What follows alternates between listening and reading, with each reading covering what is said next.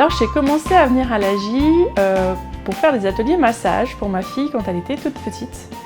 Et j'ai pris du plaisir à être avec d'autres mamans et être dans un lieu accueillant où on vous sourit quand vous y arrivez et on vous accueille avec bienveillance. Donc j'ai pris plaisir à être ici et j'ai continué les autres ateliers avec ma fille.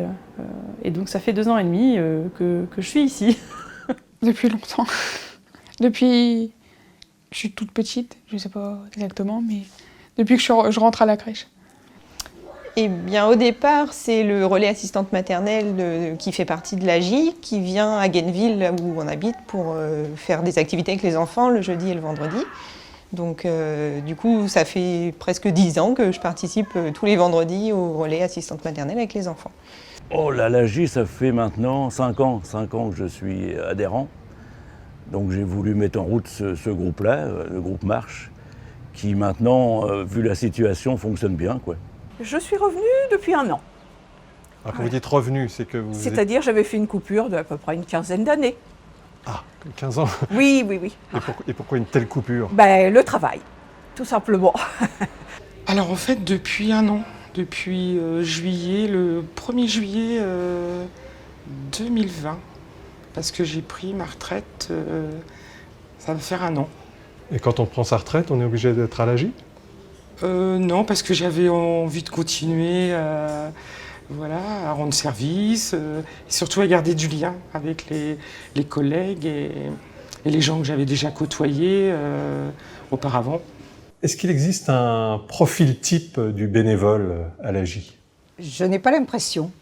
Je pense que des gens viennent... D'abord, il y a des hommes et des femmes. Ensuite, il y a des gens plus âgés, des gens plus jeunes. Bon, plus âgés, je pense, parce qu'il est peut-être plus facile d'avoir du temps lorsqu'on est retraité ou qu'on n'a plus d'activité professionnelle. Mais je pense qu'il y a des gens d'un peu partout, avec des idées différentes, avec des attentes différentes aussi. Est-ce qu'il y a une sorte de catégorie socio-professionnelle ou... Non, alors ça, moi je trouve ça extraordinaire ici. Parce qu'il y a des ateliers ou des moments où on se retrouve avec toutes sortes de personnes qui viennent de milieux, de lieux différents, géographiquement, qui ont pratiqué des activités professionnelles différentes, qui ont peut-être des diplômes très différents. Enfin, moi je pense qu'il y a une grande mixité aussi. Et en fait, ce qui nous réunit, c'est le projet, c'est l'action qu'on va mener ensemble. C'est pas de savoir qui on est. Enfin, une fois on joue dans l'atelier danse, c'est très très diversifié. Et on a un projet, c'est de faire des danses, d'inviter des gens à venir danser avec nous, de présenter, d'animer des moments autour de la danse dans des moments événementiels. Mais c'est très très mixte. Il n'y a pas de. Moi, je trouve que là, pour moi, c'est une réussite du centre social d'arriver à mixer les choses sans que les gens se sentent en infériorité ou en supériorité.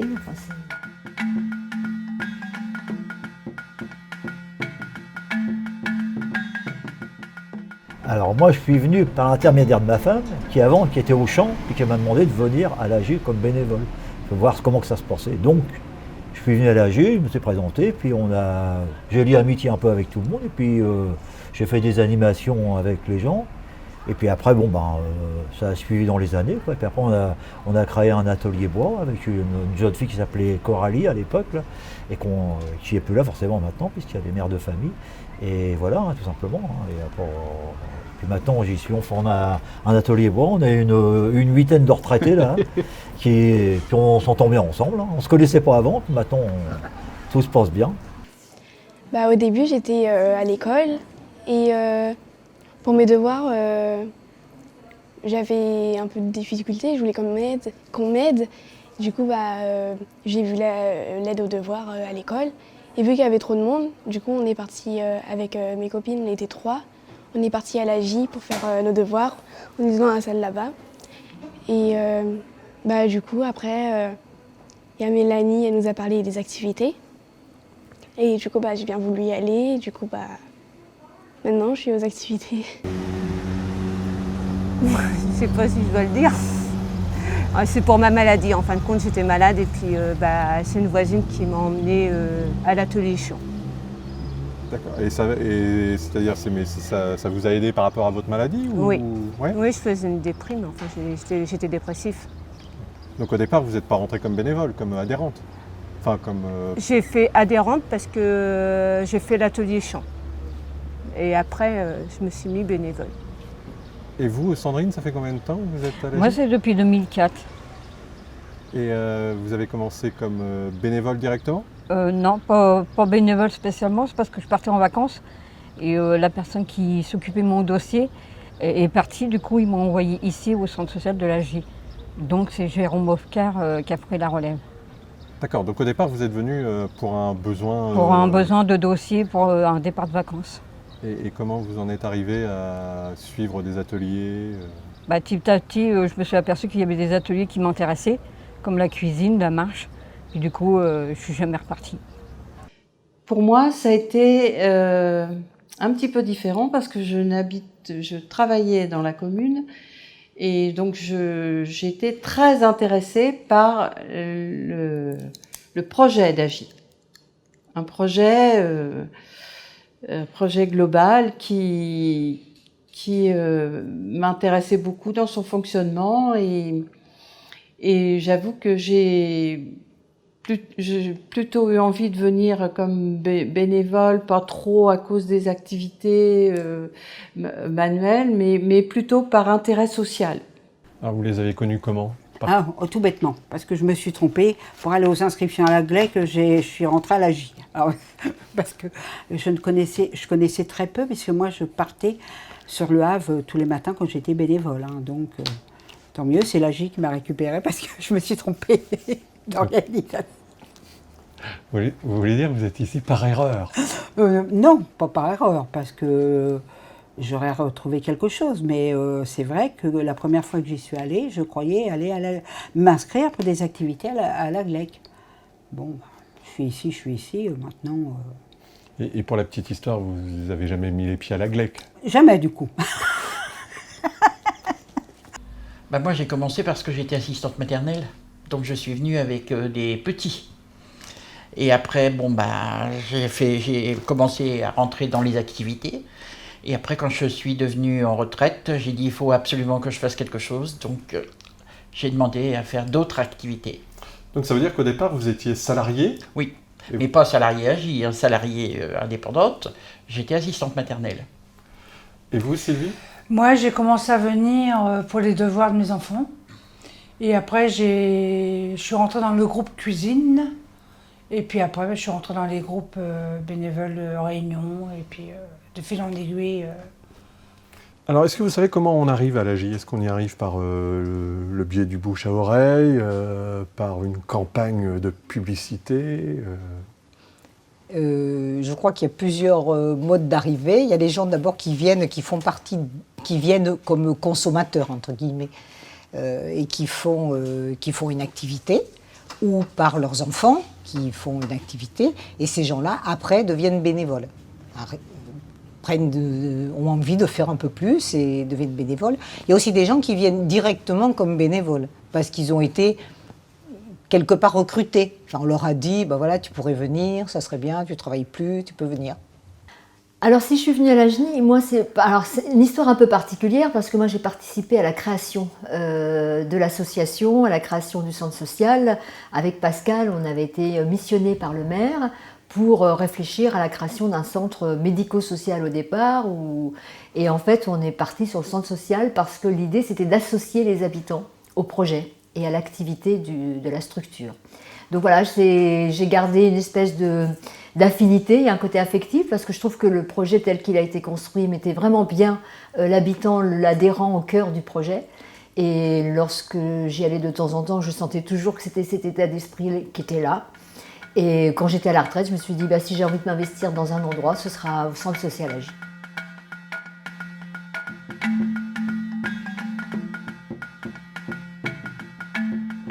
Alors, avec le temps, vous êtes devenu bénévole? C'est ça, donc j'ai commencé à m'investir de plus en plus, à venir à d'autres actions, même des actions pour adultes. Donc là, en ce moment, je suis sur une action.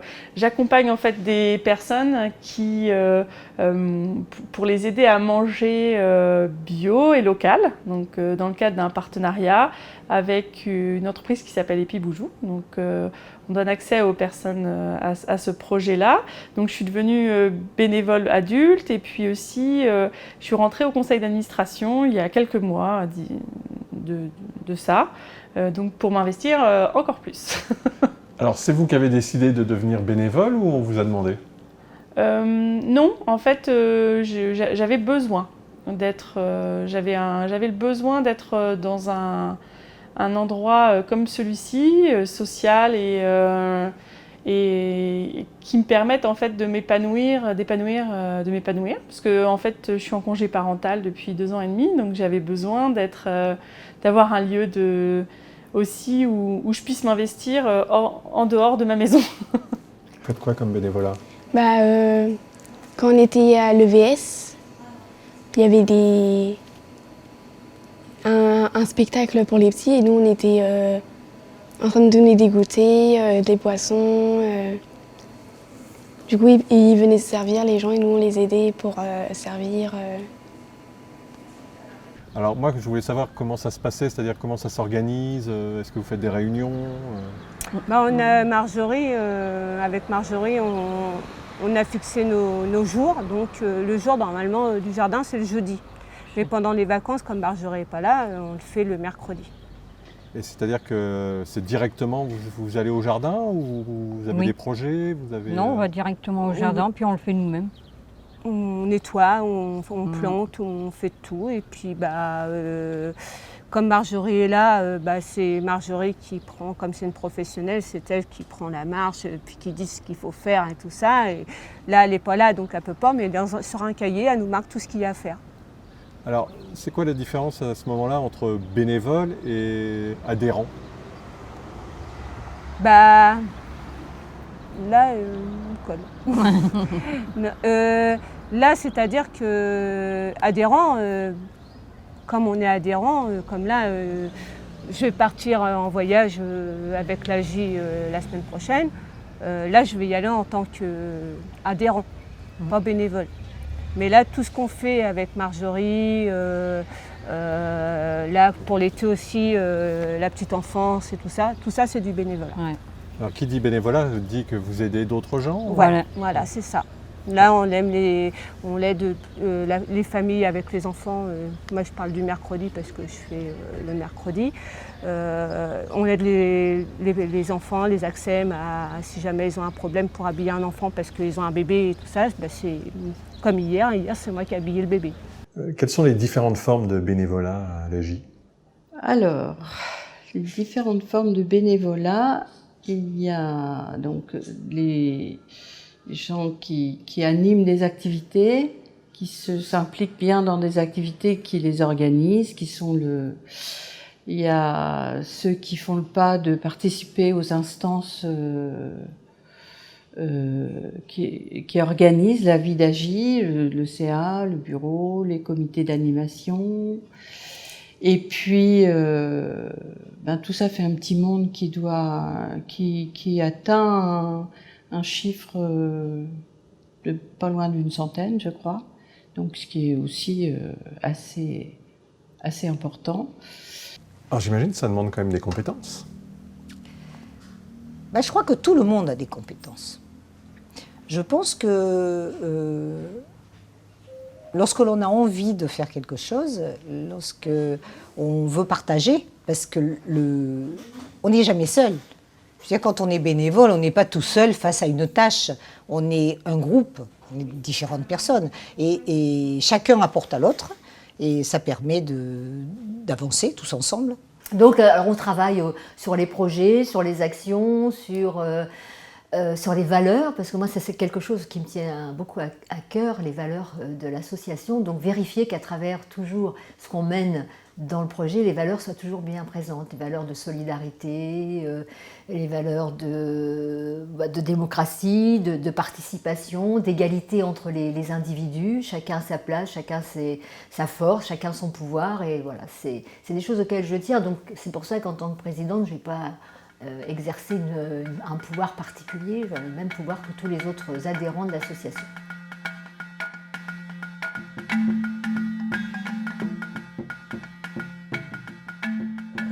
Ça permet aussi de m'investir dans une activité, dans un atelier, de faire profiter les autres. Ça permet aussi de créer des liens, un lien social. Hein. Ça permet aussi d'acquérir aussi des compétences dans d'autres domaines. Hein, parce que chacun a ses compétences quoi, qu'il font partager. C'est aussi pour avoir une forme de partage aussi. Le bénévolat, c'est ça aussi. Hein, Alors, est-ce que vous y ressentez une forme d'épanouissement personnel? Oui, parce que j'ai l'impression de me sentir utile. À titre personnel, moi, ça me fait du bien, je vous dis, de sortir chez moi, déjà d'une. Parce que j'ai un mari qui est plutôt un peu casanier. C'est peut-être pas bien de le dire, mais bon, c'est comme ça, c'est comme ça. Et puis, et puis moi, j'ai besoin de rencontrer du monde, de voir du monde. Pour moi, c'est important. Ça m'apprend plusieurs choses. Parce que moi, par rapport à mon bac, je dois faire des stages en animation, comme là, au mois de septembre. Et je me suis dit, pourquoi pas être animatrice, entre guillemets, à l'AJ en tant que bénévole, ou même bénévole sur autre chose, pour m'apprendre un peu le métier. Par exemple, j'ai fait de la petite enfance. Et vu que moi, dans mon bac, j'ai droit avec les petits, donc ça m'a donné une expérience par rapport à tout type de personnes. Que ce soit les ados, les tout-petits et les seniors. Je pense que ça fait partie du relationnel. On garde des contacts humains. Ouais, quoi. il faut ça. Voilà. On est des potes, on se retrouve. On reste dans le social quoi, avec les gens. Puis on se retrouve entre potes. Donc voilà, c'est des moments de convivialité. Voir du monde, s'occuper, parce que rester tout seul à la maison. Puis connaître, parce que Nicole, je la connaissais pas avant.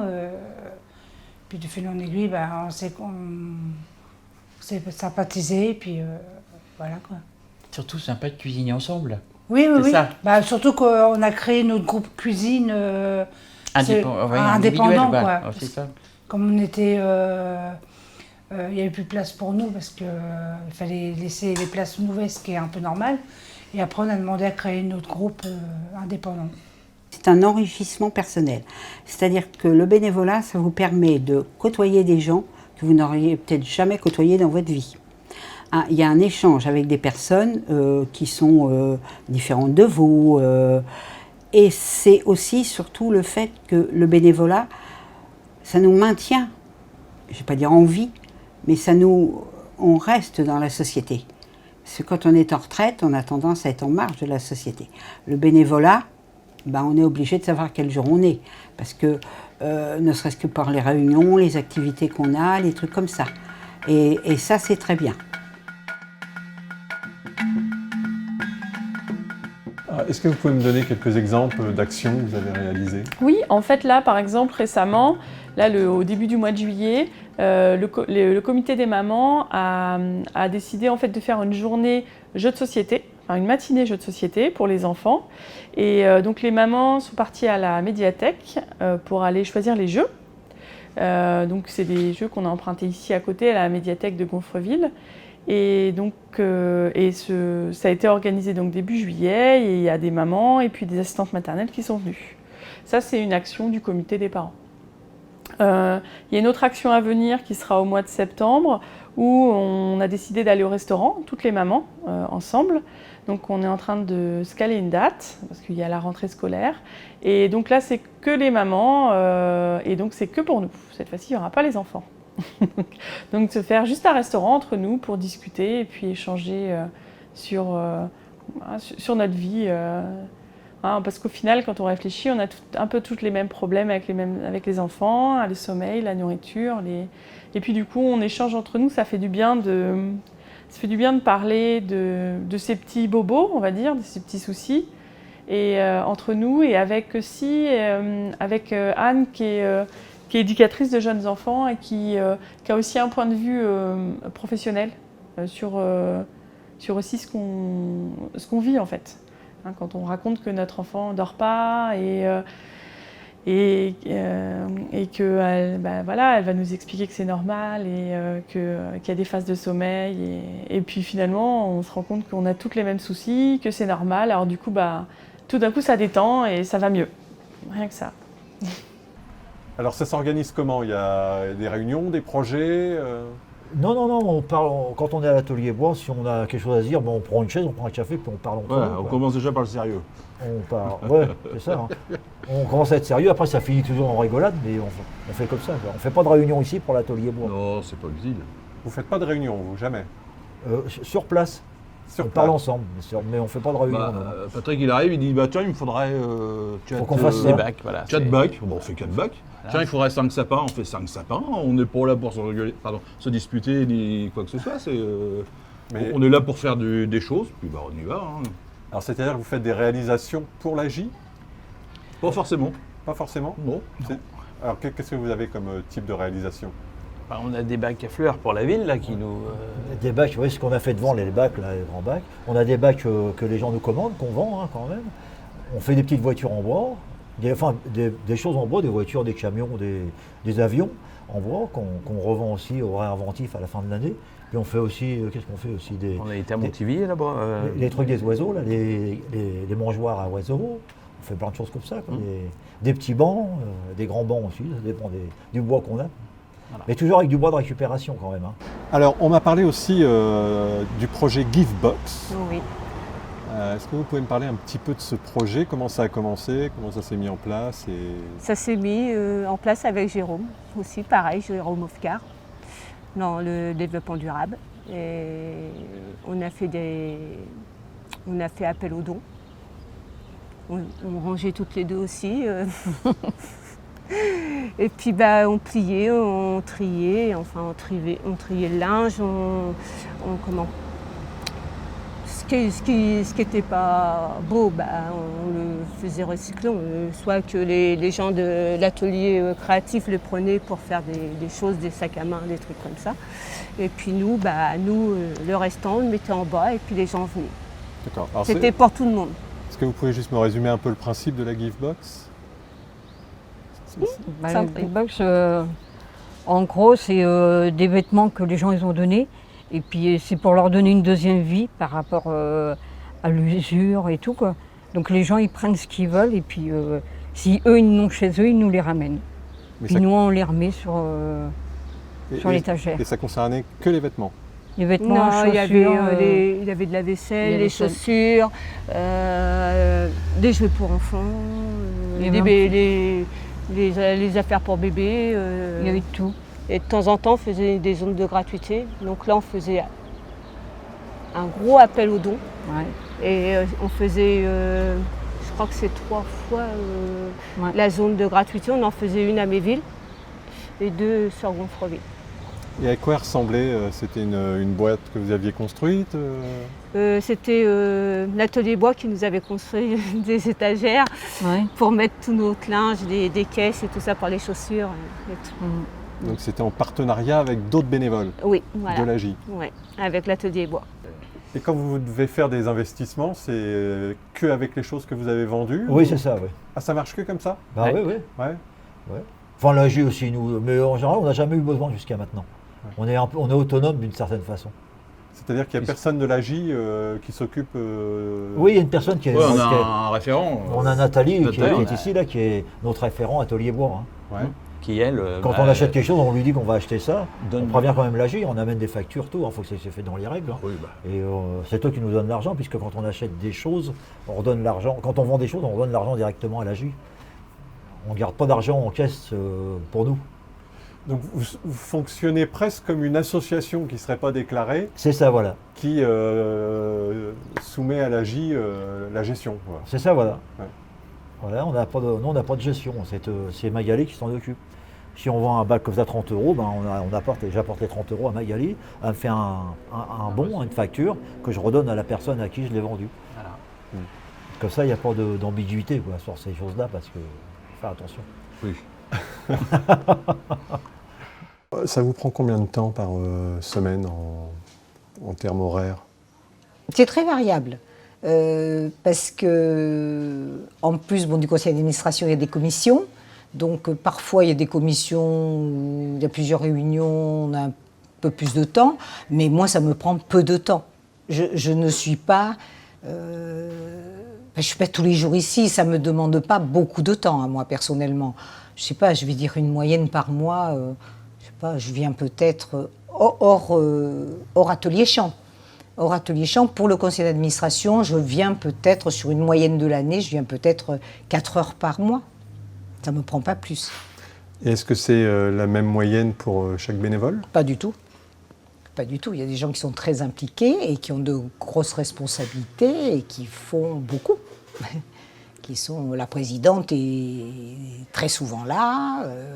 Et des gens, des membres, ils sont très souvent là. Il y a des gens qui animent des ateliers, il y a des personnes qui viennent tous les jours.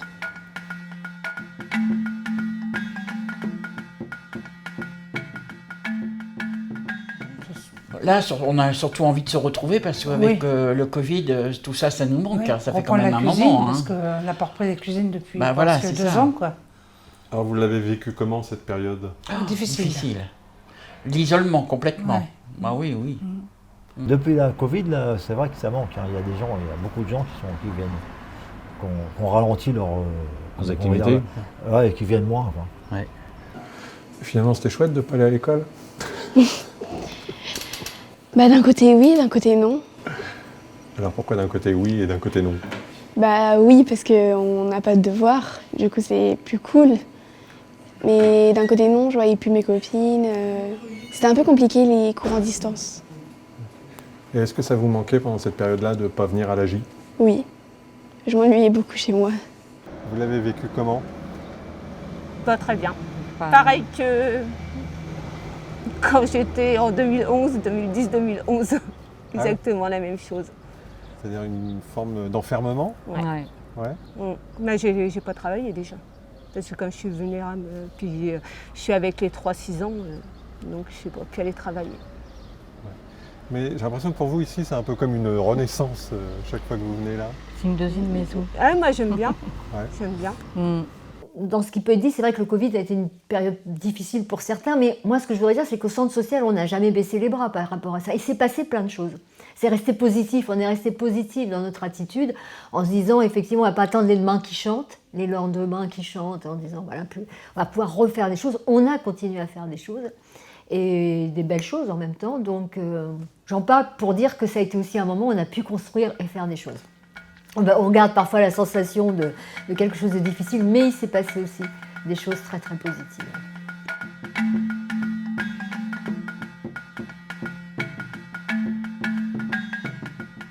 Alors là, on n'a pas prévu ça parce qu'on a déjà, dans les 10 ans, moi j'aurai 80 ans. On fera des cannes? Oui, on fera des cannes. Dans 10 ans, oui, j'ai une autre idée, mais enfin, elle est ce qu'elle est, c'est un peu de la fiction. Ouais, c'est une façon de penser. Hein. Dans 10 ans, pour moi, les bénévoles deviendront des professionnels. Mais c'est ma façon de penser, c'est peut-être pas la façon de penser de tout le monde. Et pourquoi? Parce que tout est argent. Dans cette société, tout est argent. Donc, c'est à réfléchir, c'est à méditer, quoi. Je ne crois pas.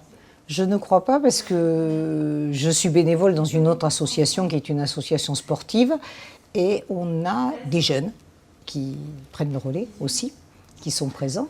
Je pense que c'est autre chose. Par contre, on arrive maintenant à faire un chiffrage aussi du bénévolat pour voir si justement il n'y avait pas de bénévoles, combien pourrait coûter certaines activités partout.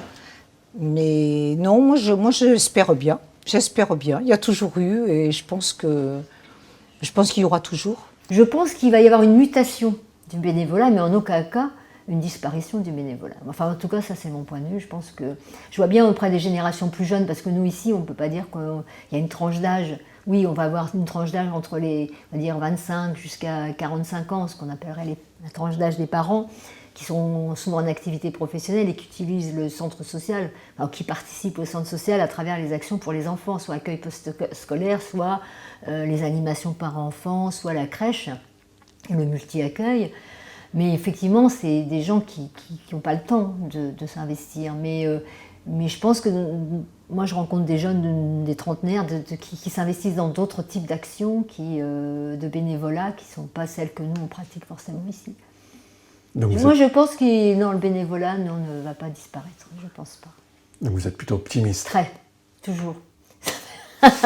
Oui, parce que je pense qu'il faut savoir regarder aussi les évolutions. C'est pas la façon dont moi, il y a des formes de bénévolat, c'est pas celles que je pratiquerais forcément, qui sont très évoluées. Je pense qu'il y a tout un tas de mouvements autour de l'écologie, des mouvements coopératifs, d'actions justement pour dans un mode un peu alternatif, qui fait qu'il y a des choses nouvelles qui naissent, qui nous sont un peu, voilà, parce qu'elles sont nouvelles, on ne les connaît pas, et qui développent d'autres types de bénévolat, d'actions des habitants, des citoyens. Et ça ne prend pas forcément la forme de bénévolat associatif, mais je pense que les gens s'investissent dans plein de choses. Imaginons que vous ne pouvez plus faire de bénévolat, ça serait comment votre vie? Là, je ne l'imagine pas. Donc vous n'avez pas l'intention d'arrêter alors? Non, pas du tout. Pas du tout. Pas du tout parce que ça m'aide à me projeter.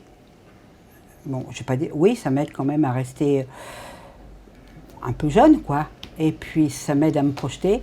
Quand on a des problèmes, ça nous permet d'oublier nos soucis perso. Et puis, le peu qu'on peut faire, on peut aussi rendre service aux gens. Non, je ne conçois pas d'arrêter. Oui, j'y serai, je pense, toujours en plus pour ma fille, parce elle aura 12 ans et demi, donc ce sera le comité des adolescents. Et pour avoir fait 2-3 sorties avec eux, leurs sorties sont bien sympathiques. Donc je la vois continuer ici à l'AJ. Moi, toutes les sorties adultes me plaisent. Pour l'instant, je ne pouvais pas trop les faire, parce que justement, ma fille est petite. Mais j'espère pouvoir continuer la marche ici à l'AJ. Et je fais des percussions aussi un petit peu. Donc pourquoi pas continuer au fil de l'eau. Et oui, dans 10 ans... je sais pas, même je vais demander à travailler ici au final en fait. Où y habiter? Où y habiter. Alors Luciana, est-ce que vous pensez que vous ferez encore du bénévolat dans 10 ans? Oui. Pourquoi? J'aime bien aider les autres.